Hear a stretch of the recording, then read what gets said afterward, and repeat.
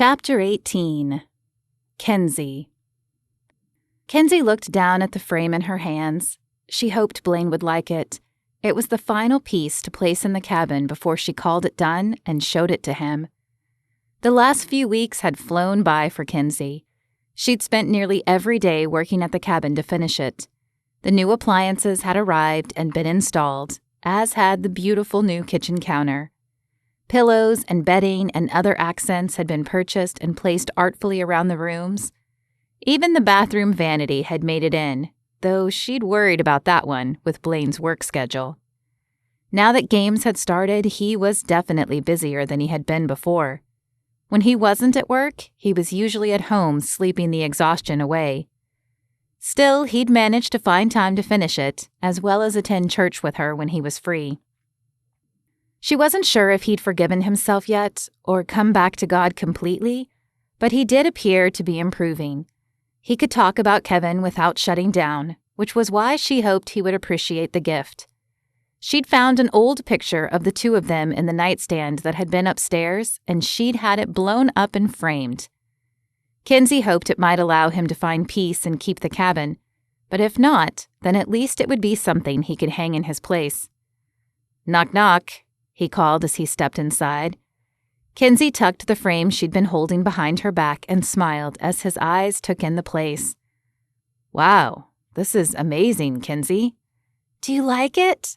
She knew it looked beautiful, but a part of her still needed to hear it from him. "I do. It's..." He paused and shook his head. "More than I ever thought it would be." "Good." Her word came out in a sigh of relief. "I'll give you the tour in a minute, but I have one final touch that I wanted to add." He tilted his head in question, and she smiled at him before walking over to the mantel and placing the framed picture on the top. She bit her lip and turned to face him, hoping she hadn't overstepped. His jaw was tight. She could see it in the bulging vein of his neck, but he didn't look angry. "Kenzie, this is..." His voice broke and he coughed to try and clear it. "Where did you find that?" She stepped toward him. She ached to touch him, to make sure the shimmer she saw in his eyes was from happiness and not sadness, but she wanted to give him time to process. "I found the picture in the nightstand upstairs. I'm assuming that was where you and Kevin stayed when you were here?" He brought a fist to his mouth and nodded. "I know this place has awful memories for you, Blaine, but I was hoping that maybe this would allow you to remember the good times too." She took another step and touched his arm. His eyes found hers, and they were a hurricane of emotions. Had she made things worse? Then he pulled her into his arms and crushed her to his chest. "Thank you," he whispered into her hair. "Thank you." Blaine. Blaine took a deep breath and squeezed Kenzie's hand before pulling the door open. Today was the day he would meet his little brother or little sister. And while he was feeling braver, especially with her by his side, his heart was still beating faster than normal. "Hey, guys," Shelby said as they approached the front desk. "Hey, Shelby." He was glad to hear only a slight tremble in his voice. Kenzie flashed him a reassuring smile, and he soaked up the strength she sent his way. "You ready to find out who your little sister is?" A little sister. A sliver of relief coursed through him. It was still a small human being he was responsible for, but at least it wasn't a boy. Plus, Kenzie was here to help him. "Yes, I suppose I am," he smiled back at Kenzie. "Great, because I have paired you with Darby. Her father was killed last year in the line of duty. She could really use a strong male presence in her life, and I thought you would be perfect." Kenzie hugged his arm closer. "Darby is perfect. You'll love her." He nodded as he tried to remember who Darby was. Generally, he was decent with names, but the added anxiety of working with kids had made it harder for him. He thought she was the cute girl with the big glasses, but he wasn't sure. He and Kenzie continued into the gym and found Darby sitting with her mother at one of the makeshift tables that had been set up. "Hello, Darby. I'm Blaine Hollis. Remember me?" Darby looked up at him with her big brown eyes and nodded. You're one of the football players, right? That's right, I am. And if it's okay with you and your mom, I'm also going to be like your big brother. And big sister, Kinsey added. You'll be our special sibling. Would you like that? Darby looked to her mother, who smiled and nodded. Blaine could see the emotion building in her eyes. Will you do things with me like my dad did before he died? We can do anything you want, Blaine said, squatting down so he was face to face with her. He was surprised at how easily the words came out of his mouth. My dad used to take me fishing. Will you take me fishing? Blaine paused as his heart stilled in his chest. Fishing meant water, and water meant memories of Kevin sinking away from him forever. He couldn't do this. Shelby had made a terrible mistake. She'd have to find him another kid. He was about to say as much when he felt Kinsey's hand on his shoulder. You can do this. Her words were soft, barely more than a whisper, but the surety of them pushed a strength through him. I don't know much about fishing, but I can sure try. I don't have poles right now, but I'll get some. Darby's face fell in disappointment, so Blaine continued. But it is a nice day out. Would you like to go to the lake and feed the ducks?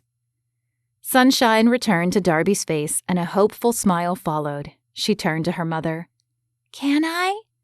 Her mother nodded and mouthed thank you to Blaine and Kinsey. The look in the woman's eyes bolstered Blaine's courage even more. He could do this. She needed him to do this. Single motherhood was obviously wearing her down, and he could do this small piece to help her, even if it meant being around water. He took one of Darby's hands, and Kinsey took the other. Together they walked out of the center. As Darby swung their hands back and forth, he wondered seriously for the first time if he could have this someday. A wife, a kid. God was working on his heart, and he was falling for Kinsey. But he was still broken. Would she want a broken man? After a quick stop at the store for some bread, he pulled into the parking lot of South Lake, the body of water for which the town was named. It wasn't a huge lake, but it was large enough that a path around the outside of it measured 3 miles from start to finish. It was nearly always bustling with activity from joggers, moms pushing strollers, and more. Today was no exception. Though it was nearing the end of October, the sun still shone brightly, and it was warm enough to get by without a jacket. After turning off the engine, he helped Darby out of the seat, smiling as she bounced up and down on her feet. Can I go feed them now? Hold on, honey. We'll all go together, Kinsey said, as if she could sense Blaine's unease, both with approaching the water and letting Darby go running off by herself. His feet didn't start slowing until they were about 10 feet from the water. Suddenly, it felt like he was walking in quicksand. His heart pounded in his ears and his throat dried up. He felt like a noose was slowly encircling his neck. Darby, honey, let's slow down for Blaine. Approaching the water is a hard thing for him. Darby turned wide eyes up at him. Why?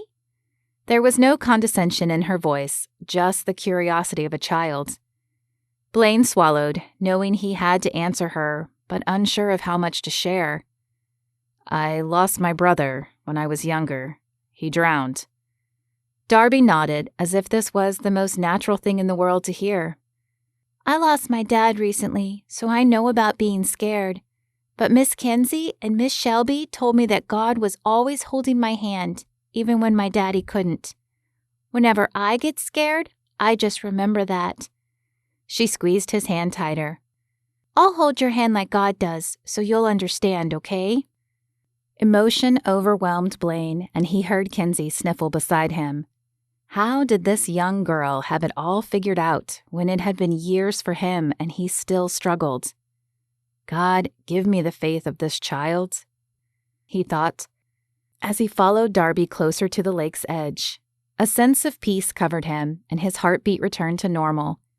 He opened the bag they had brought with them and handed a slice to Darby and one to Kinsey.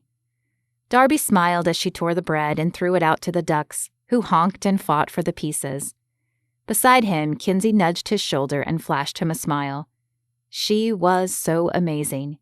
He would have to do something in return for her, and he knew just what he could do.